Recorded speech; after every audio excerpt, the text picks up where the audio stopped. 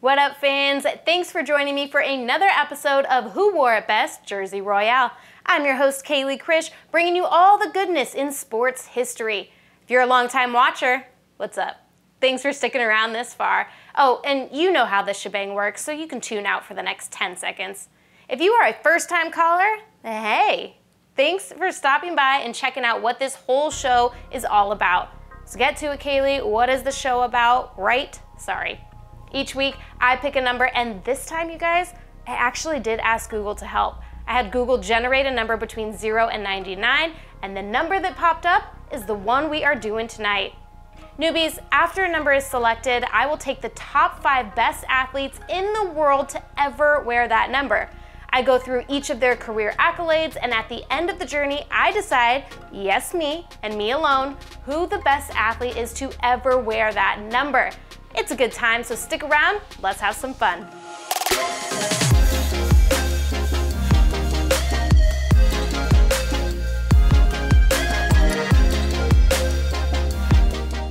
Tonight, we are going with a big number that has produced some big boys. Let's take a look at the number 54. 54, you say?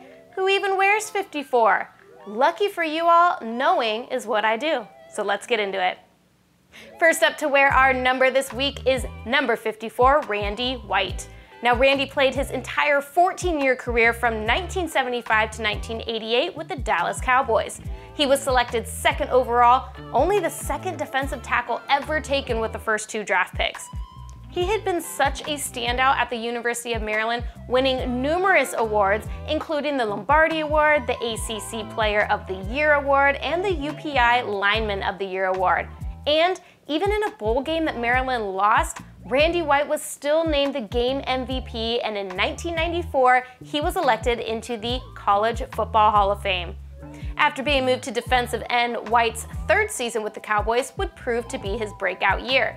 He was named to his first All-Pro team, his first Pro Bowl, and as a co-MVP of Super Bowl 12 with teammate Harry Martin. This would make him only one of 10 defensive players to win that honor. Next season, White just kept rolling. He was named NFC Defensive Player of the Year, and from there would be named to 9 consecutive All-Pro and Pro Bowl teams. Randy White would retire in 1988, having played 209 games in 14 seasons, only missing 1 during that span. And at the time of his retirement, he had played the 2nd most of any Dallas Cowboy in history. During his career, he played in 3 Super Bowls, 6 NFC Championship games, and tallied 1,104 tackles, 701 of them being solo, and 111 sacks. White was elected into the Pro Football Hall of Fame in 1994 and has been added to the Cowboys Ring of Honor. And you know I love finding out fun facts about players. White's nickname was the Manster, because of course, he was part man, part monster. And after only training 2 months in Thai boxing, White's round kick reportedly registered 400 PSI. Well, there you have it. First on our list of best to wear the number 54, Randy White. Next up, we head to the NBA to look at the career of number 54, Horace Grant. That's right. Horace Grant has been a part of 2 of the greatest NBA dynasties of all time, the Chicago Bulls and the LA Lakers. In college, Horace attended Clemson University and became the first player in ACC history to lead the league in scoring. And in 1987, Grant helped lead the Tigers to the NCAA tournament and was named ACC Player of the Year. Grant was drafted by the Chicago Bulls with the 10th overall pick in the 1987 NBA draft. The tall power forward was paired up with Scottie Pippen to form the Bulls forward tandem of the future. I was a huge Bulls fan in the 90s, and memories of watching the starting lineup being announced and run out of the tunnel to the Alan Parsons Project song called Serious. Now, I cannot hear that song without following it up with the announcer's script. Now, I won't try to copy it and do it a disservice, so let's just watch the video.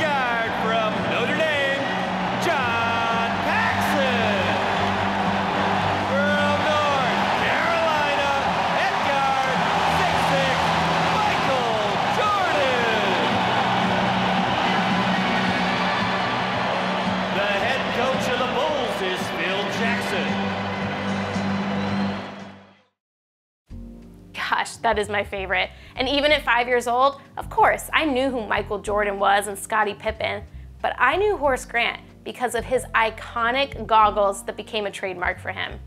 In '88, Grant moved to the starting lineup and immediately became the Bulls' main rebounder and established himself as the Bulls' third scoring option after MJ and Pippen, forming one of the league's best trios.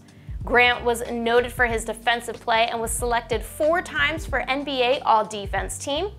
During his tenure with the Bulls, he won 3 consecutive NBA championships in '91, '92, and '93. In fact, in Game 6 of the 1993 NBA Finals, Chicago led the series 3-4, and with a last-second block by Grant, they secured their 3rd consecutive NBA championship. No other NBA team had a three-peat since the Boston Celtics in the early '60s. In 2000, Grant was sent to the defending champions, the LA Lakers, to rejoin his former coach, Phil Jackson, and help the team win another championship in the 2000-2001 season. Grant finished his career in 2004 with 4 NBA titles, was an NBA All-Star, and added to the NBA All-Defensive Team 4 times. There we go. Iconic Bulls legend Horace Grant making the best to wear the number 54 list. On to the next. Let's take a look at the career of Goose Gossage. Richard Goose Gossage was a right-handed relief pitcher who played 22 seasons in the major leagues from 1972 to 1994, most notably for the New York Yankees. Goose was one of the earliest models of the modern-day closer. He had an intimidating demeanor and exceptional command that instilled fear in opposing hitters throughout his career. The Yankees pioneered the setup and closer configuration, and the most effective pairing was Ron Davis and Goose Gossage. Davis would typically enter the game in the 7th or 8th inning, and Gossage would finish it up. During one stretch with that pairing, the Yankees won 77 of 79 games in which they led after 6 innings. Now, one big difference between closers today and Gossage is that he would be asked to save the game in multiple innings instead of just the standard 3 outs that you see with guys like Aroldis Chapman and even Mariano Rivera. He prided himself on being a workhorse and would probably debate you on who the better closer is to this day. Something else that makes Gossage pretty unique is that he basically only has one pitch, a fastball. So while other pitchers will try to throw hitters off by mixing it up, Gossage didn't need that. During his career, Gossage led the American League in saves 3 times and was runner-up twice. By the end of the 1987 season, he ranked 2nd in Major League career saves, trailing only Rollie Fingers. He was also a 9-time All-Star, was a World Series champion, and won the AL Rolaids Relief Man Award in 1978. One of the reliever's most memorable saves came in 1978 when he earned the save in the Yankees' 1-game playoff against the Boston Red Sox for the AL East title. He entered in the 7th with 1 out and a 4-2 Yankee lead. Now, Gossage held the Sox off in the 7th, and the Yanks would score again to make it a 5-2 game. At first, I'm sure the fans were all feeling great, but then Goose allowed 2 more runs in the 8th, making the score 5-4. The fans have got to be sweating now. Now with 2 outs and 2 on, Goose Gossage and his rival faced off. He got Carl to pop up to 3rd, and Gossage recorded his 27th save of the season, which would be the number that won him his 2nd AL Saves Leader award. That same year, Goose would also be on the mound when the Yanks clinched the pennant in the ALCS against the Royals, and when the Yankees captured the World Series title against the LA Dodgers for their 2nd consecutive championship. Gossage is ultimately respected for his impact in crucial games, recording the final out to clinch a division, league, or World Series title 7 different times. Goose is also known for some memorable moments in MLB history. While pitching for the Padres in Game 5 of the 1984 World Series against the Detroit Tigers, headstrong Goose Gossage would end up costing himself a ring. Now, despite getting signs from the manager to intentionally walk Kirk Gibson, on the 2nd pitch of the at-bat, Gibson homered to deep right field, clinching the World Series win for the Tigers. Another memorable moment in 1986, it was Gossage who struck out Pete Rose in Rose's final major league at-bat. In his career, Gossage pitched 1,002 games and finished 681 of them, earning 310 saves. Per 9 innings pitched, he averaged 7.45 hits allowed and 7.47 strikeouts. Goose ranks third in wins in relief with 115 and innings pitched in relief with 1,556 and 2/3. His 1,502 strikeouts place him behind only Hoyt Wilhelm among pitchers who pitched primarily in relief. And through 1987 to 1983, Goose never recorded an ERA over 2.62, including his best of .77 in '81. In 2008, Goose Gossage was inducted into the Baseball Hall of Fame with an 85.8% vote, which is remarkable support for a relief pitcher. And on June 22, 2014, the Yanks awarded him a plaque in Monument Park for his outstanding play for the Boys in the Pinstripes. There we go. Third on our list of the best to wear, number 54.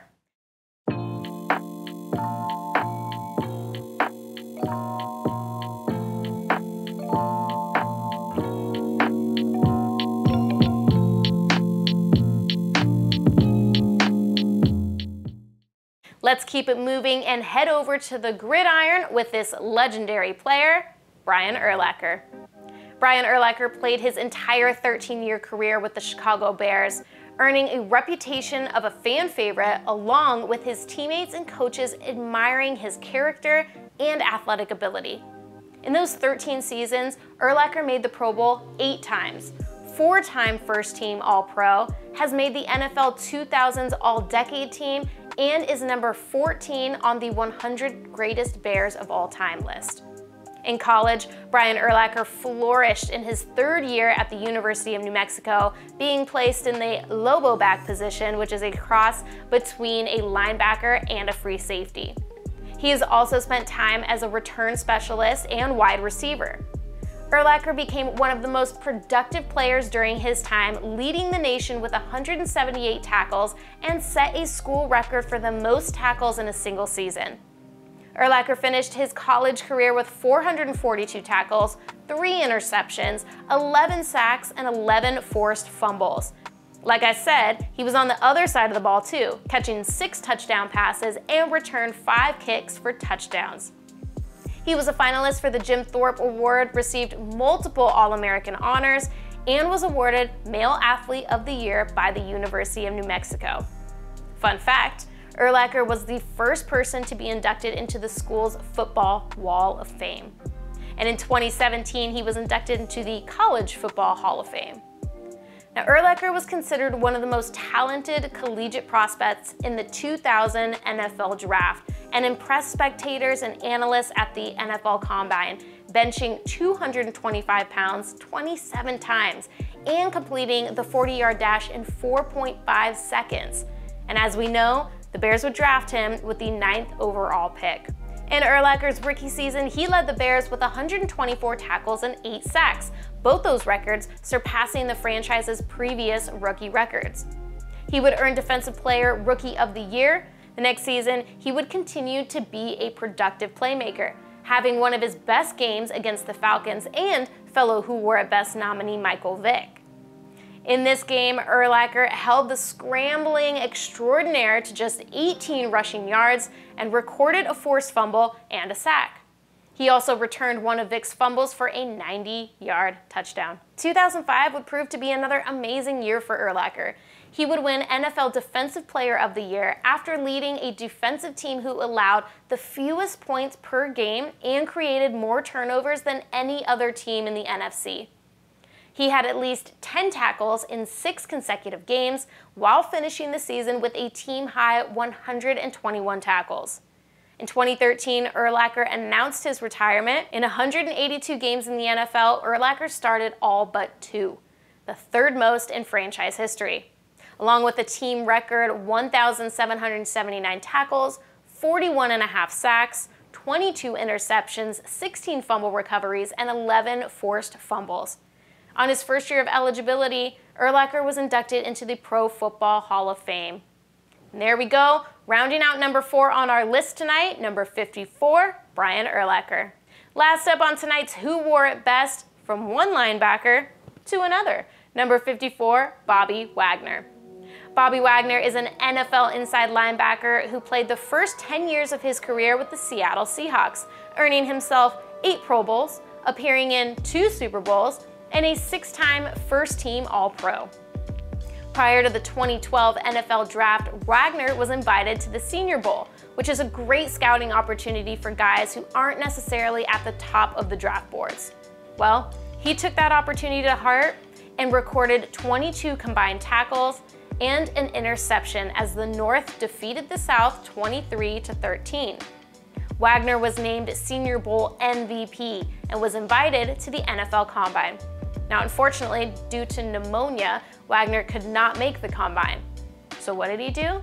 He brought the Combine to the Scouts in his Utah State Pro Day, displaying versatility and athleticism, which helped solidify him as a top linebacker. His 40-yard dash and broad jump would have finished first among all the linebackers in the NFL Combine, and his vertical jump would have tied him for first. That pro day paid off as the Seattle Seahawks drafted him in the 2nd round. In his first 2 games as an NFL linebacker, Wagner recorded 9 combined tackles and made his first career sack. Clearly, Wagner wasn't there to make friends. In his rookie season, Wagner finished with 140 combined tackles, 87 of those solo, 4 pass deflections, 3 interceptions, and 2 sacks in just 15 starts. In his first career playoff game, Wagner recorded 9 combined tackles. In just Bobby's 2nd season and finishing with 120 combined tackles, 7 pass deflections, 5 sacks, and 2 interceptions, the Seahawks would reach Super Bowl 48, and with the help of Wagner's 10 combined tackles, the Hawks destroyed the Broncos 43-8. In the 2014 season, the Seahawks would, for the 3rd consecutive year, be ranked number 1 in defense. Wagner finished the season with 104 combined tackles, 9 tackles for loss, 3 pass deflections, and 2 sacks. The Hawks would make their 2nd consecutive visit to the Super Bowl, this time losing to Tom Brady and the Patriots with the infamous, "Why did they pass the ball?" A 1 yard to go, and instead of letting Beast Mode run through everyone like he had done his entire career, you attempt to pass? Okay, sorry, I digress. In 2016, Wagner would lead the NFL in tackles with 167 combined tackles, 85 of those solo, 4.5 sacks, 3 pass deflections, and an interception. He would do so again in 2019 with 159 combined tackles, 86 of those solo, 3 sacks, and 7 tackles for loss. In 2022, Wagner signed with the defending Super Bowl champions, the LA Rams, and despite their 5-2 season, the linebacker managed to record 140 tackles and 6 sacks, the most in a single season for him so far in his career. Wagner is a shoo-in for the Hall of Fame when he decides to hang up those cleats. And there we go, your 5 nominees for Who Wore It Best, number 54. As always, let's recap on who made the list. Now, people, it was a little difficult to narrow down the nominees to just 5. Guys like Teddy Bruschi, Dante Hightower, Zach Thomas, Aldous Chapman, they missed the cut. So if you think any of those guys should be here instead of the ones that I chose, let me know in the chat. All right, back to the recap. We have Super Bowl 12 co-MVP Randy White, 4-time NBA champion Horace Grant, 3-time AL season saves leader Goose Gossage, Hall of Fame linebacker Brian Urlacher, and finally, 2-time NFL tackles leader Bobby Wagner. And you know the drill by now. If you've missed any of the Who Wore It Best episodes, head on over to the Titan Media Collective YouTube channel where you can select playlists and find all the episodes to catch up on. And if you haven't already, why don't you go ahead and like and subscribe to the channel? Don't forget to hit that bell for notifications so you never miss a live show or upload. It's that time of night where I reveal who is the best athlete to ever wear the number 54. And honestly, guys, this one was a little hard to choose.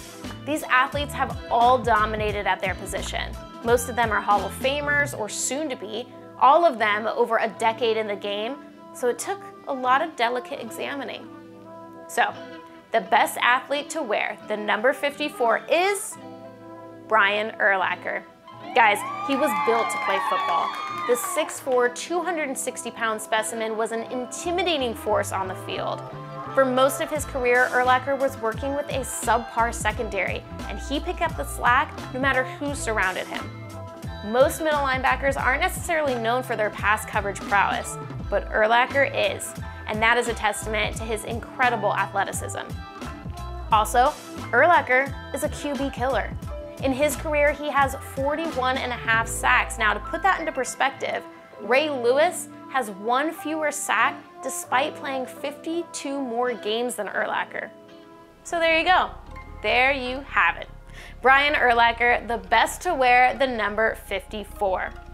Thanks for stopping by, and check me out again next week to find out which number we will be tackling and who will reign supreme on Who Wore It Best Jersey Royale. I'm Kaleigh Krish, and I'll see y'all next time.